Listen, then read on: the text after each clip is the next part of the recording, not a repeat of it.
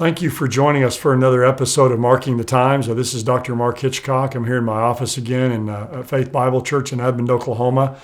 It's a great weather outside. It's great weather for kind of late in the fall, kind of wonderful football weather outside. So I'm enjoying that. I hope you're enjoying the weather wherever you are and enjoying God's goodness in your life.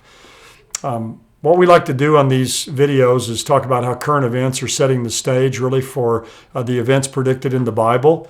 And we like to look at current events and also answer questions you send in. So keep sending the questions. I've got a question I'm going to talk about today and answer that's a really good question. I've never heard this question before. I had to think about it quite a bit, and it challenged me a bit to come up with a good answer. So I hope you'll enjoy this. But what I want to do first is explain a few things and then ask the question or read the question. I think it'll help set this up.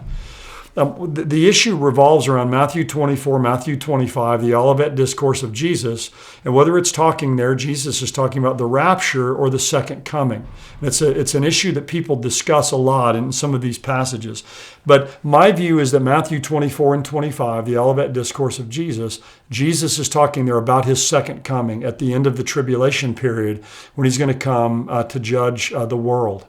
The reason I say that is, let me just read a couple verses. Matthew 24, verse 29. But immediately after the tribulation of those days, the sun will be darkened, the moon won't give its light, the stars will fall from the sky, the powers of the heavens will be shaken, the sign of the Son of Man will appear in the sky, all the tribes will mourn, and they'll see the Son of Man coming on the clouds of the sky with power and great glory.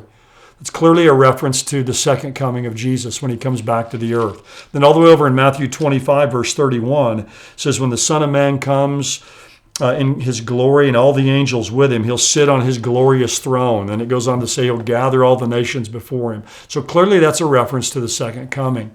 Now some people try to see the rapture here in verses 40 and 41 of Matthew 24. Again, let me read the context of this ahead of time.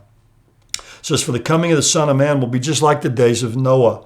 For as in those days before the flood, they were eating and drinking, marrying and giving in marriage until the day Noah entered the ark. And they did not understand until the flood came and took them all away. So will be the coming of the Son of Man. That's clear here that the flood came and took people away, and that is, it took the people away into judgment. And that's the way it's going to be at the second coming. People are going to be taken away to judgment when Jesus comes, and those who are alive and remain in will enter into the millennial kingdom. But then the next verse says, then there will be two men in the field. One will be taken, one will be left. The two women will be grinding at the mill. One will be taken and one left.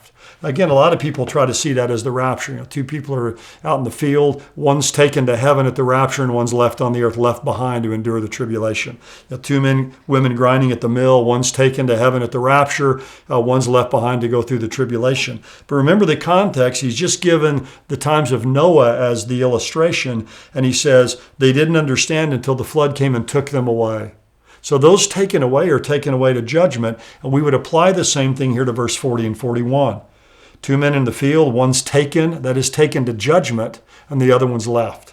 Two women grinding at the mill, one taken away to judgment, the other one left. That is left to enter the kingdom. Now, let me read the question. This is a really good question that someone sent in. The person said this, after hearing me talk about this, said, I would have a hard time believing that someone with the mark of the beast would just be casually walking in a field with one of the tribulation saints or working together at a millstone or asleep in bed. Won't those two groups be mortal enemies at that point in time? Again, I've never heard that question before. It's a good one. They're saying, well, look, how are two people going to be in the field or at the mill together when they're a believer and an unbeliever? One of them's got the mark of the beast if this is the end of the tribulation. The way I would answer that question is, I think the main point Jesus is making here is, when he comes at his second coming, there's going to be a separation. Be a separation of the saved and the unsaved. The unsaved will be taken away into judgment. The saved will be left to enter the kingdom. I don't think we want to press the details of this illustration, that an unbeliever and a believer, at that point in time walking in the field. The main point he's making is there's going to be a separation that takes place. So my view would be there's so much in these chapters that speaks of this being the second coming that we don't want to overturn all of that context just because we see a difficulty here in these verses of a believer and an unbeliever being together. To me, you always interpret the unclear in light of what's clear. You interpret the kind of minor problems in light of the overall context. So to me, the overall context is clear. Matthew 24 and 25 are the second coming of Jesus at the end of the tribulation when he returns. But that is a really good question the person asks. But again, I would answer it by saying, look, the main point is people are going to be separated. There's going to be a separation of the saved and the unsaved that will take place at the second coming. So again, great question. I hope my answer has been clear and been helpful in that. And we'll hopefully see you next time. God bless you. Have a good week and have a good Thanksgiving.